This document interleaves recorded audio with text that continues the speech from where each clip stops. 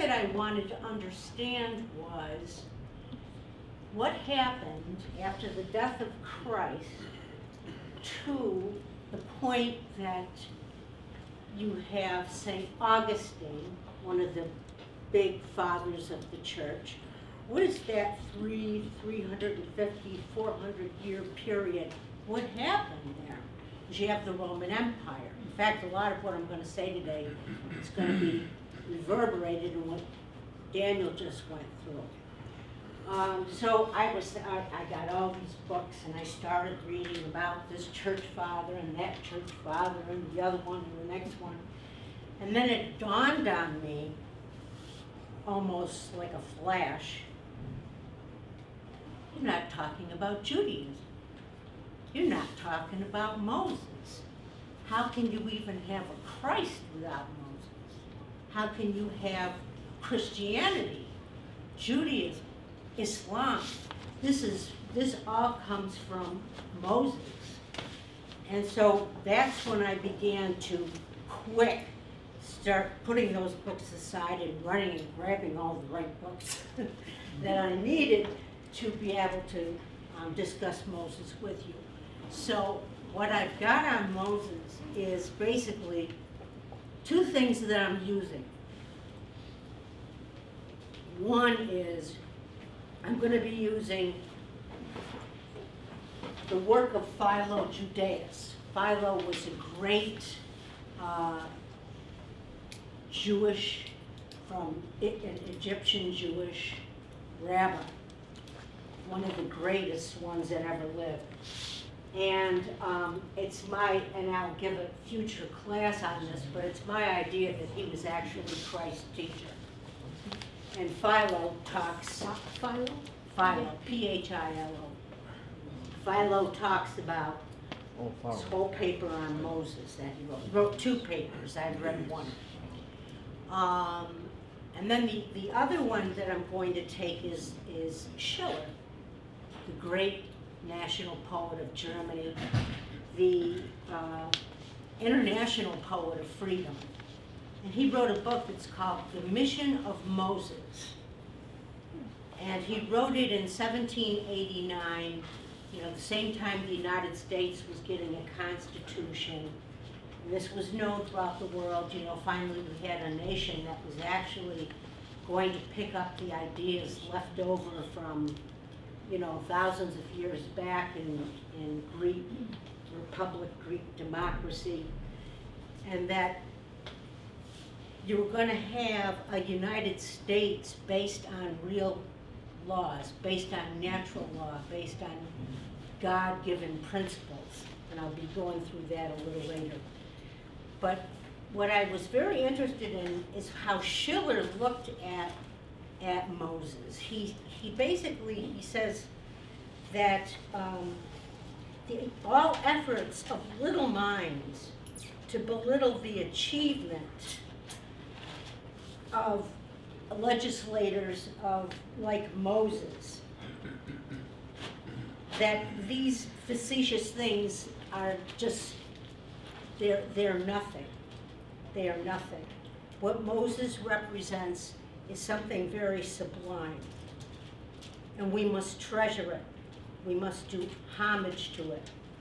And we have to use this to honor a most noble God. That is what Schiller says about Moses. And he gives a history. He said what had happened, and you know this from the Bible probably, you had Abraham. Abraham begat Isaac. God told him he had to sacrifice Isaac. In that period, infant sacrifice was not that uncommon. So Abraham was going to slay his son when suddenly an angel appeared and stopped him, and God said, no, this is wrong. I'm not going to have you do this. Jacob is the son of Isaac, and Jacob has 12 sons, the youngest of whom is Joseph, and Jacob gives him the coat of colors, and he's, all the rest of the brothers, the 11, conspire to sell him into slavery to Egypt land. So you have 70 Jewish people going to Egypt, and at first they were close to the Pharaoh, but then they become slaves. They're in Egypt for 400 years, and the 70 Jews that are there become 2 million. Now, what they had done originally with the Jews is they put them in a place called Goshen, east of the Nile. And it was fine for, several thousand or maybe 10,000 people to live there, but not 2 million. So what had occurred is that because they had believed in a one God, they were looked upon, they were downcast by the rest of the Egyptians. And they proved that their gods were better than the Hebrew God because they had all this wealth and they had all this conquering, so that Isis, Osiris, their gods were better than the God of Abraham, the God of Moses. So what you have is all of these people are kept in close quarters and disease begins to spread. And you get leprosy. And so they are again looked down upon by the Egyptians, and they're turned into slaves. And what they do is they work them 7 days a week, almost around the clock, and they beat them, and they kill them. But the Israelites still have 2 million plus people. And the Egyptians are saying, this is very dangerous, because if somebody comes into Egypt and sees that there are slaves here, and they should ally with the slaves against the Egyptians, we're in big trouble. We've got to get rid of these people. The fastest way we can get rid of them is to kill all newborn male babies. So what they do is they hand out the orders to the midwives of Egypt to kill every newborn son. And the Egyptian midwives find this horrific. They won't do it. So what happens is they actually send out men whose job it is to go into people's houses, find babies, and kill them. And that's what they do. Now, that's why Moses' mother and his sister who love him very much, want to save him. But they don't know how to save him, so they hide him. And as the story goes in the Bible, they create a basket, put the baby in it, and they go to where they know that the Pharaoh's daughter and the royal Egyptians are.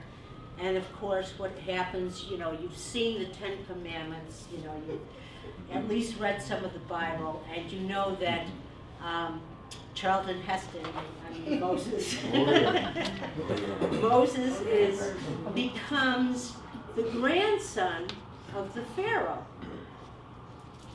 This is not a small thing. But here's what happens. This is where Schiller starts to make a polemic on something totally different that Philo sort of doesn't go through as much. And he does read Schiller does read Philo, so he knows Philo. But what he does is he says that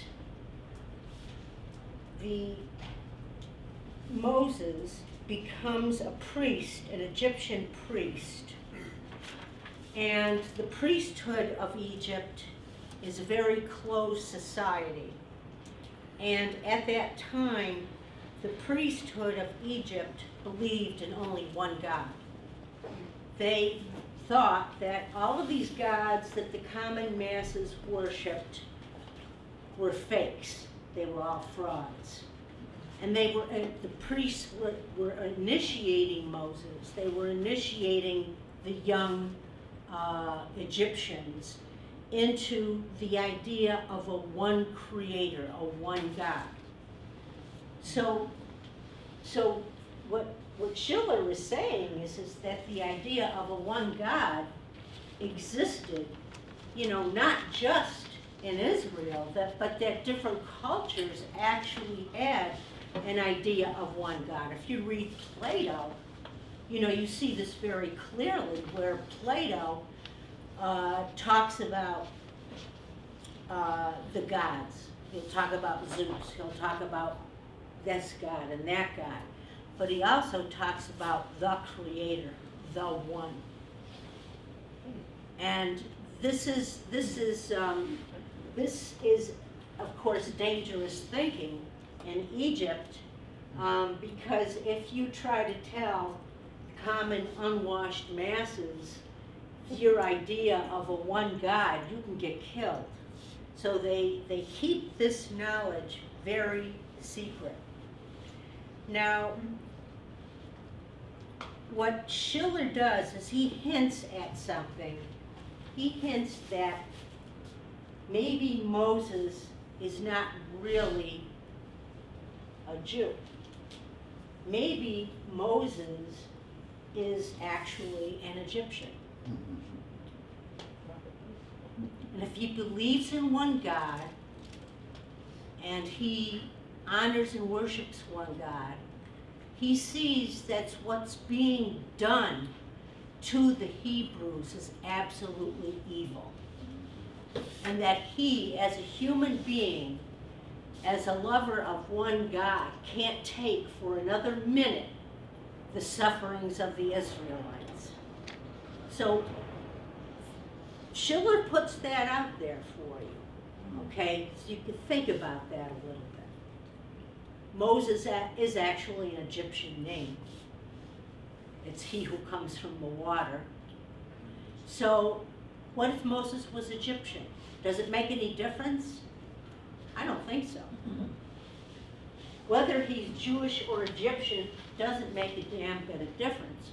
What is important is that Moses becomes the leader of a nation who believes in one God, and it's the first time that has happened. You have, as I said, Plato, you have Confucius in China, you have different cultures that had an idea of one God, but you don't have a nation that's built upon that principle, that's built upon the principle of natural law.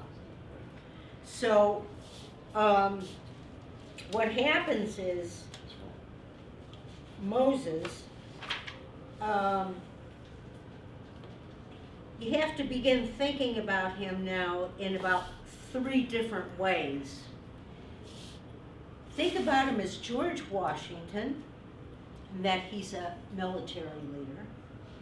Think about him as Abraham Lincoln, who freed the slaves.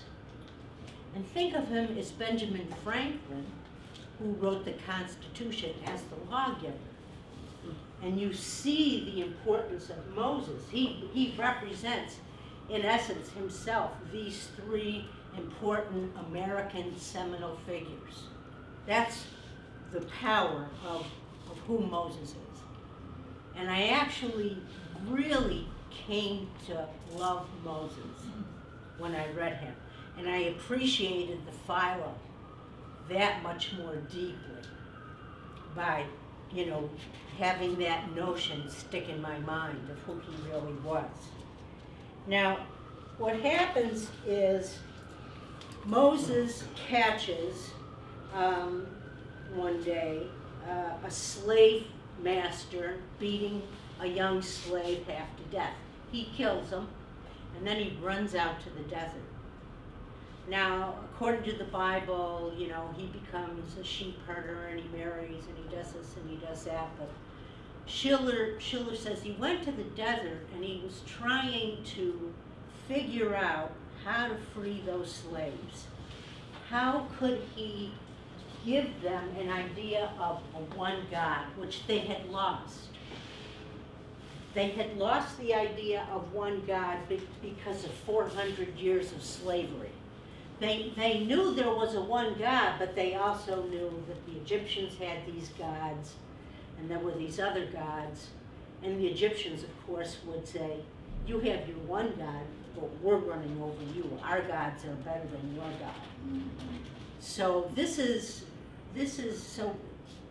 Moses in the desert trying to figure out, how do I go about and give the Israelites the truth, and how will they handle the truth? How can I, give them the truth, but also give them sort of a myth to hang on to? How can I do this? How can I present this God to them? So,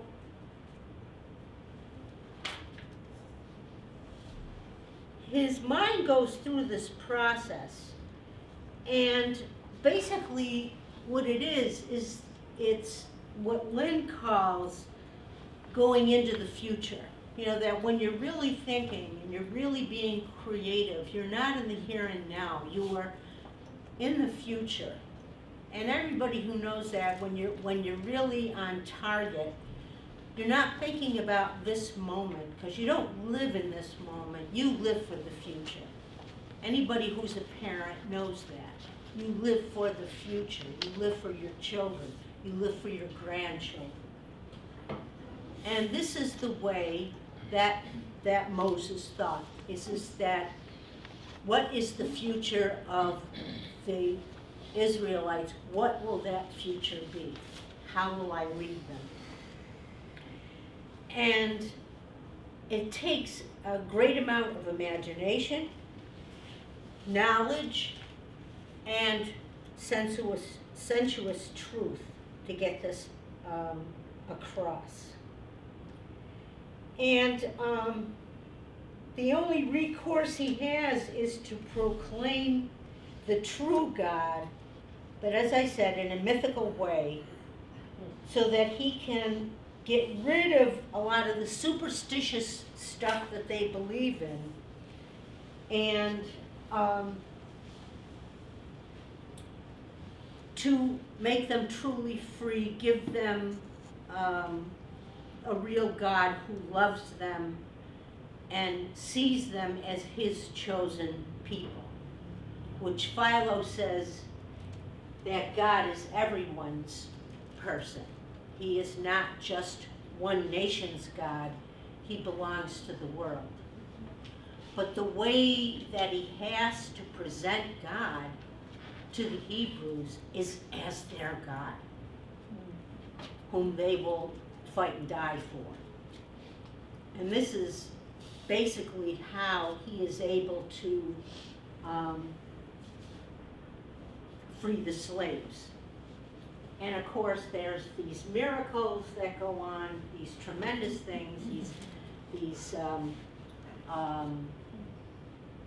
plagues that are thrown against the Israelites, and against the Egyptians, by the God of Israel. And finally, Pharaoh allows them to go. Then you have the parting of the seas, the destruction of the Egyptian army, and then basically they wander in the desert for 40 years.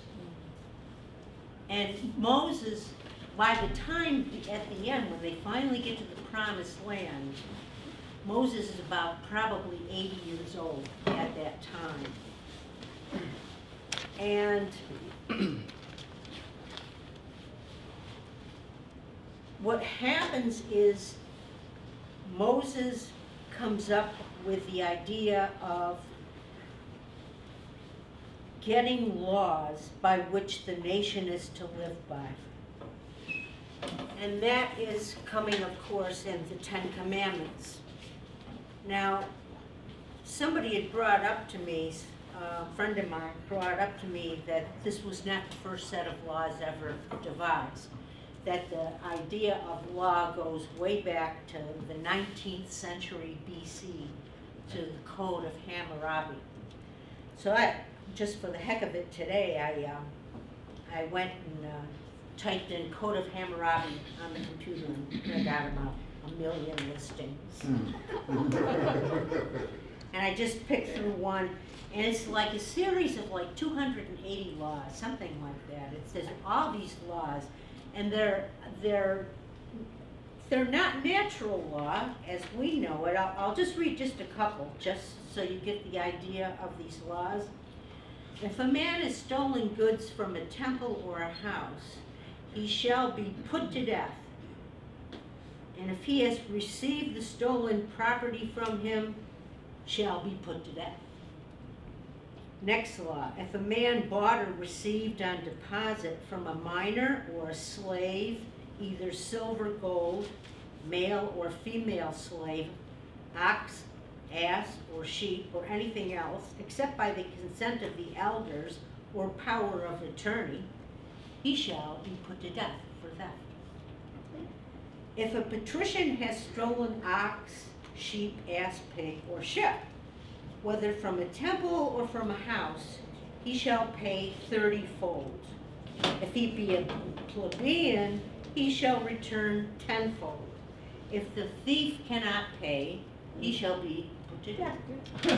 So these are the laws, basically, of the world. I mean, this reminds me of, if you jaywalk in California and they catch you, they can fine you for $150.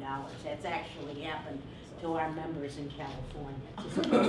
When was Hammurabi? 19th century BC. Which is Way back. Way. so Way, 4,000. Would you Yes. consider doing it a beach? What would you consider doing it in the future? A heck of a lot. We're gonna get rid of Hammurabi. We're gonna bring out the real law. We're gonna declare Obama what he is, which is basically insane. Put him in a nice ward where he can't hurt himself or hurt others. Hello to the British. And, basically take care of him with therapy and drugs and calm him down and, let him live as long as he wants to. But we're gonna keep him away from the White House. Legos. But, I don't think I have to go through the laws. You know what they are. Thou shalt not take the name of God. Remember the Sabbath. Honor thy mother and father. Thou shalt not kill. Have no other gods. Don't commit adultery. Don't covet thy neighbor's goods, etc. It's natural law. This is like the law of God. That's what it is. This is the law of God. Not if you steal a pig, you shall be put to death. I mean, what is the mindset? Let me ask you, what is the mindset of a nation or individual that believes that you're put to death for stealing somebody's sheep? What is the human being reduced to? The human being is reduced to being a beast. It's funny. The human being means nothing. He's reduced to a beast. And before Moses, man was looked at as being a beast. And when this is all happening now, the Greeks and the Trojans are making war against each other and basically destroying Greek and Trojan civilization around 1200 BC. And Greece goes into a dark age until Aeschylus and Plato come around about 800 years later. And Troy is just completely destroyed. It was only recently rediscovered, about a century ago. And the Israelites, the Jewish people, have God. And through Christ, the Christians have God. And through Mohammed, you have God. And all of this comes from, this this idea of a one, this idea of a creator, a loving God. Not a God to be feared, but a God to be loved. And a God that loves you. You are no longer a beast. You are what the Bible says, made in the image of God. And it's Moses who writes the Bible. The first 5 books, the Pentateuch, this is written by Moses. And you can tell in the Bible, because there's a lot of contradictory stuff, you know, you really can't take it literally because there's just too much contradiction in there. You really have to take it from the standpoint of a poet and look at it allegorically, because otherwise you'll go crazy. Maybe somebody did that to Obama, made him memorize the Bible, told him that was the truth. But, you know, you have this idea of the creation of the universe, the creation of God, the creation of man by God, and you have creation myths throughout human history, but none like the one that's in the Bible. And I would venture to say, I just throw this out there as like somebody to catch, see what you think. I think when they go into chapter 2 of the Bible, and they start talking about Adam and Eve, I don't buy that, myself personally. I don't think God would say to Adam and Eve, you can't eat this from this tree. This is the tree of knowledge, and you can't have knowledge. You can't have knowledge. You're not allowed to eat from that. I'm going to put you in Eden, and you're going to live an easy life, and the lions and bears and you are going to be friends. I don't think Moses wrote that. I think somebody else put that in there. All of the classical writers from Dante through Dumas and onward have disputed that through their literature. Yeah, yeah. But what happened, you see, the Israelites, they were conquered many times. They conquered and were conquered.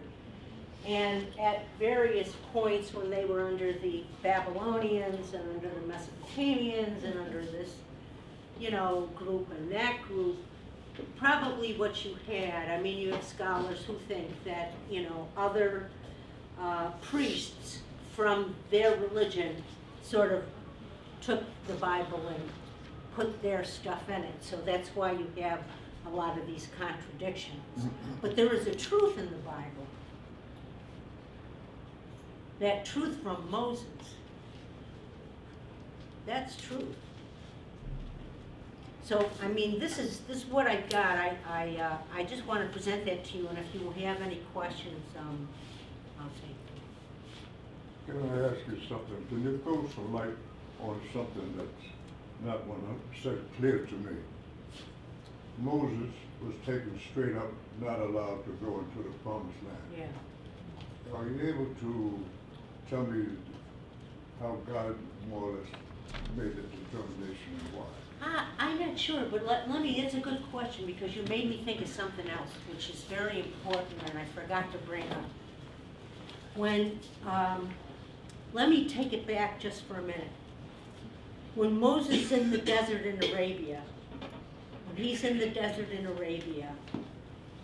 he sees God in the form of a burning bush. Yes. But the bush isn't burnt, but you have fire. Yes, it's not consumed. It's not consumed. And this comes from the Prometheus idea. This is a Promethean idea of Zeus being the evil god and Prometheus loving man and giving man fire. And this is how God is introduced to you in the Bible as, you know, this light, this fire, this God. He sees God again when he, for 40 days and 40 nights, that's right, when he goes to get the 10 Commandments. I'm not sure, I don't know how to answer your question, except to say that, you know, when he's up there for 40 days, what the Egyptians do is they go a little crazy. And not the Egyptians, the Yeah. Israelites, they go a little crazy and they gather all their gold and this and that and they make a calf. And they start honoring When the he says calf. go in there and kill everything, man, woman, children, and beasts. You familiar with that? No, That was later on. Wasn't that when they went into Canaan? Yeah, that was later on. oh yeah, I think you're right, that they were to kill, that's right, I think you're right. But they didn't do that. No. But you're right. But I think, you see, God, apparently, what the way it's explained is that God was really, really mad when the Israelites decided to worship the golden calf. Yes. Moses breaks the tablet. He goes back up to God, and God says, these people aren't worth it. I'm just going to destroy them all. Wash my hands. And Moses says, no, you have to love them. Okay, go ahead. Maybe that's why Moses was not allowed to go into the promised land. Yes. But I don't know that. I'm not a biblical scholar. I can't tell you what. From biblical scholar, I learned all those things that is printed, you gotta go by the old language. Yeah, And you're not gonna get nowhere with the new language today. You gotta go by the old Greek language. and the ancient Aramaic, and yeah, Right, that's true. and those are Yeah. languages, and those languages has an earthly story with a heavenly meaning. Well, that's the point, Ron, with the hieroglyphics. The hieroglyphics were understood by the Egyptian priesthood. They weren't understood by the masses. The ideas of the hieroglyphics was what the priesthood were telling stories. And people deciphered those hieroglyphics and just, began to discover that there was a priesthood in Egypt that had developed this as a sort of language. But Yeah. But, Yeah. Furthermore, I was did a little bit of studies in the scriptures. That you have to sometimes laugh the way people take things literally, and they get into all these crazy things. yeah, I'm not well, gonna- that's what the enemy does. yeah, right. That's what they do But, all the yeah, time, they is have- they set people against people. Look at the wars in the Middle East. Yes. I mean, Well- you're all coming from Moses and we're killing each other. I mean, what's that kind of This sense is- is that This is make? where LaRouche comes in and points these things out. The enemy, who's the real enemy? Yeah, Who's the enemy? Yep, And British these people Empire. these people who print up the Bible, which is the monks, they got to keep away up in the mountains, away from the oligarchs, because they get their hands on the Bible, they do all kinds of crazy stuff. So it's a lot of work was to keep the Bible where you see it today. Yeah. But you have to go back into way back yeah, where it's you were true. touching on. Yeah. Back in those Well, Bible. that's what Schiller was attempting to do. Yeah. He It was takes a lot of consulting work. with scholars and reading Philo on this. Mhm. Yeah, I appreciate what you're saying because I did not have any type of religious background. And it was always a subject with economics right behind it that I would stay away from until I began, my work with the organization. And that if you want to understand these things so you can discuss them with people and stay away from the literate, it returns back to understanding human history and the changes that have gone through, because how are some of these? Sounds very interesting what you said. Look, these things were inserted in various periods, but actually if you look, then this is the guy, right? And but to undo his work, so then you have to know what the Babylonians were about and so Exactly. on. And if that's incomplete or void, then you're not going to be able to do it. So you're encouraging us to do that. Uh-huh. The second thing was that of Schiller's works, because it said mission of Moses, and as I said, I had no religious background, it was one of the last things that I'll read it, I'll reread Universal History.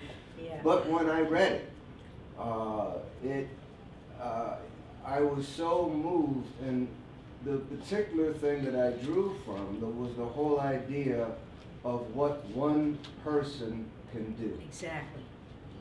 And of course, when you engage that, and the translation of it is beautiful in the volume that the organization put Yes, out. it is. That I began to then think of myself as being, it was Schiller that made me think that, or recognize that there was beauty in me. Very, very important. And never in my life had I gotten anything like that. I was cool, but I was not beautiful. Right? And Schiller saved me as far as I'm concerned. And that's one of the works that, and this is available online. I know there aren't Yes. many copies of the book, but if you go to the Schiller Institute, This if is- you you can haven't get it read The printed Mission out. of Moses, you can do get it yourself a online. great favor. You can get and, Philo it online. will affect you. You can read these, they're available. You don't have to buy the books, although I have. But Yeah, Denise, I like your presentation, it's to the point, but I have, and I give respect to you, but my history tells me that King Tut's father was called Akhenaten. He was the only pharaoh that moved people out of Egypt and moved to Memphis, a city of his own creation. He was the only pharaoh who believed in the concept of one God. really, One God. Everybody else was, that cup was a god, the bottle Yeah, was a right, god, the exactly. glasses was God, everything, pencils, pens was gods. But Akhenaten, when he moved people from Egypt to Memphis, the city of Memphis that he created, that was when he celebrated and they worshiped the one God, which is the sun, which he called Ra. Because Ra what gave us everything, light, energy, heat, It's like seasons. Prometheus again. Yeah, but when you say Prometheus, Prometheus is like post or before. The myth of Prometheus goes way back, Is it Greek? yes, All right. but it may have also come from even an earlier period. It's possible. Because you see, man's history is, in terms of the written, spoken history, it's relatively in time, an instant ago. You know, man's been on Earth for 500,000 years, but you don't have works going back 500,000 years, okay? Man is man, not as a monkey, man is man. Has been on this planet for 500,000 years. And there were probably civilizations built up and torn down and built up and torn down and again and again and again. So, you know, you have dark ages, you have periods of Renaissance. But what we have, what's left to us, are the Greek writings, are the writings of the Bible, you know, of Akhenaten. Akhenaten. Just These are like King things. Tut's father. But the thing, the key thing I think about all of this is it's the Zeus versus Promethean principle. As you said with Ra, the sun, fire, God. This is, you know, this is where it comes from. This is Prometheus. You want to say something, Jim? Well, okay, my question is, because LaRouche oftentimes in the 70s and 80s in particular, he referred to Genesis. So what's the relationship between Moses and physical economy?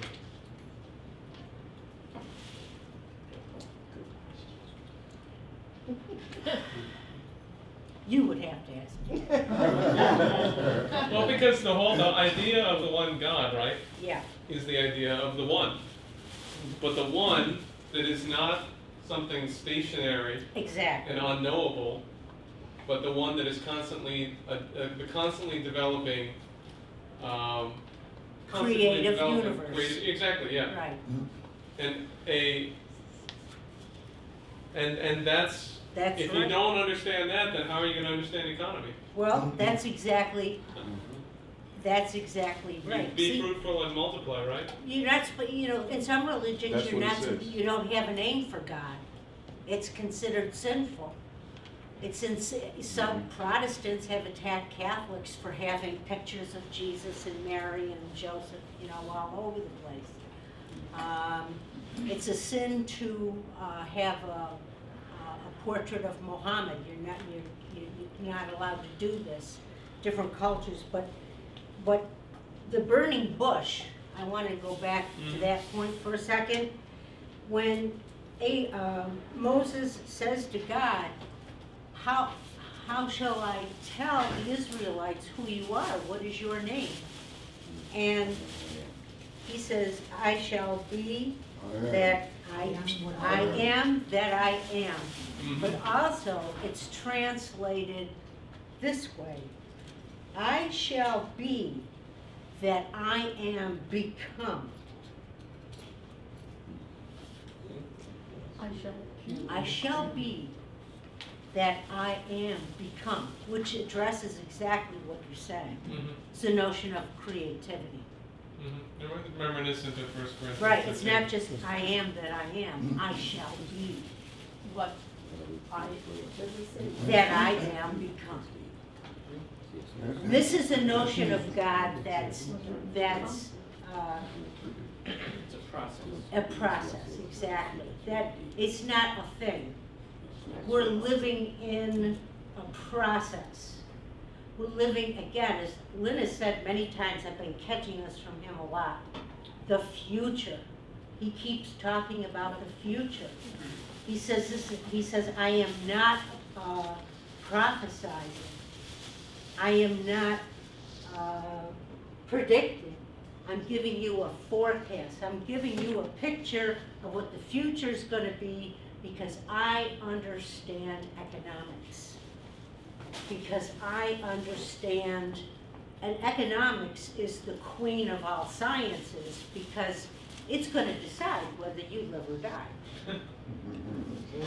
What becomes of you.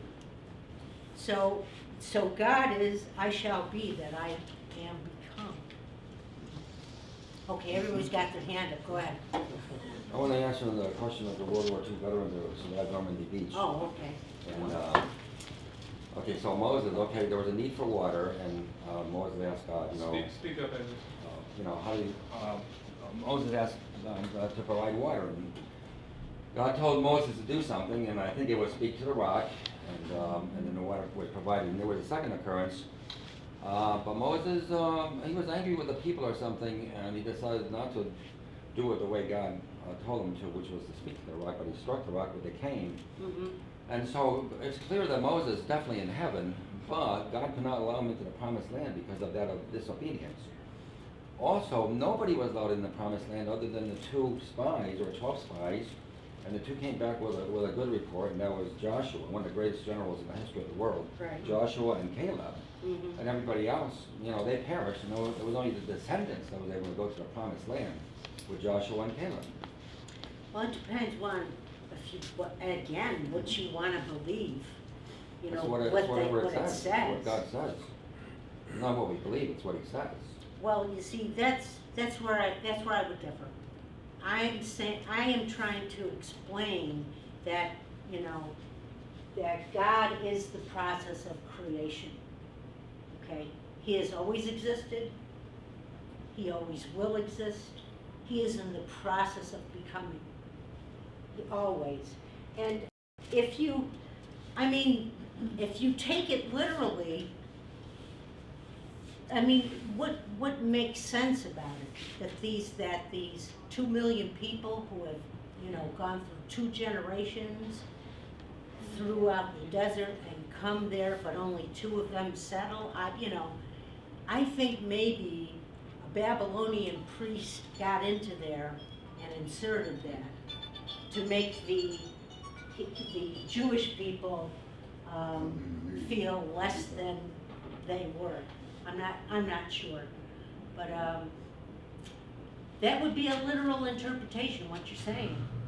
But also a literal interpretation is that if you commit adultery, you can be stoned to death.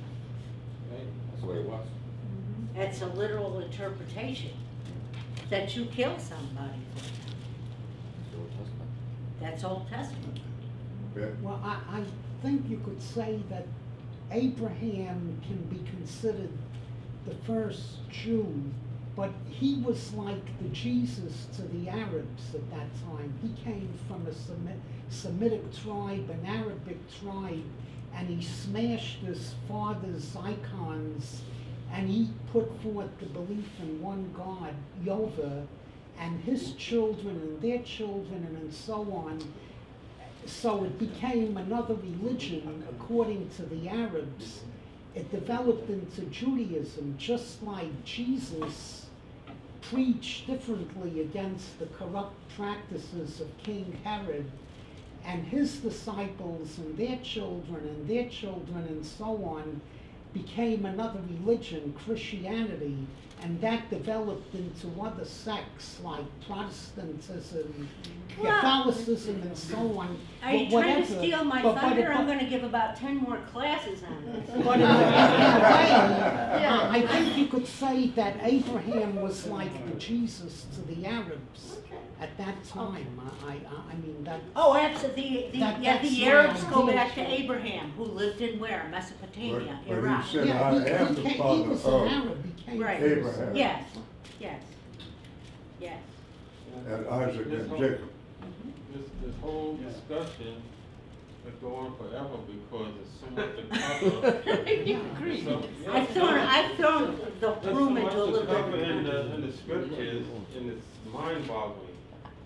And many scholars have went through this, and like when I ran across Harold Camping, I don't know, many people don't know who Harold Camping is. He ran family radio. He passed away back in December. So, but he pointed out there's so much there. They did a lot of work, and he had teams of people go around and try to get information and try to put all this stuff that people ask about, and there's still a lot there that hasn't been done. And Yeah. this class could go on for months. Well, that's what I There's a lot hope. to learn. But I hope you take away with it the idea that we're in the process of becoming. We're in the process of future of getting Obama out, all right, to getting Glass-Steagall, to Right. building NWAPA, putting Keisha in the United States Senate, running her for president, maybe in 2016. You know, I mean, we're in the process. We're very close. And the other thing that Philo hits, I forgot to mention this, and I did mean to mention it. Philo really attacks sense perception in a real big way. He says you cannot know anything by your senses. He says,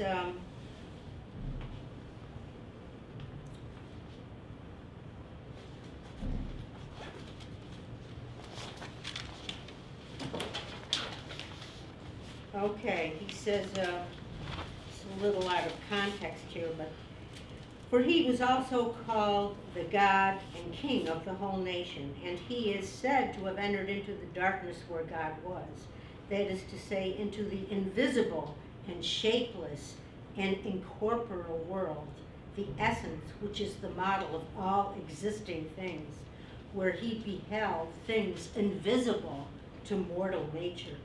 For having brought himself and his own life into the middle, as an excellently wrought picture, he established himself as a most beautiful and godlike work, to be a model for all those who were inclined to imitate him. And happy are they who have been able to take, or have even diligently labored to take, a faithful copy of this excellence in their own souls. For let the mind above all other parts take the perfect appearance of virtue. And if that cannot be, at all events, Let it feel an unhesitating and varying desire to acquire that appearance. And that whole mouthful says it. That what's real is, this isn't real, this isn't real. What's real is the unseen. You get a taste of the real from what you see, from your senses. But your senses don't tell you the whole truth. It's the human creative mind that gives you that truth. And that's the way you have to approach knowledge, not by the things that you see, but by the things you can imagine. It's sort of like, I think what Albert Einstein said, what's his famous, Imagination is more important than knowledge. exactly, I'm sorry, yeah, imagination is more important than knowledge.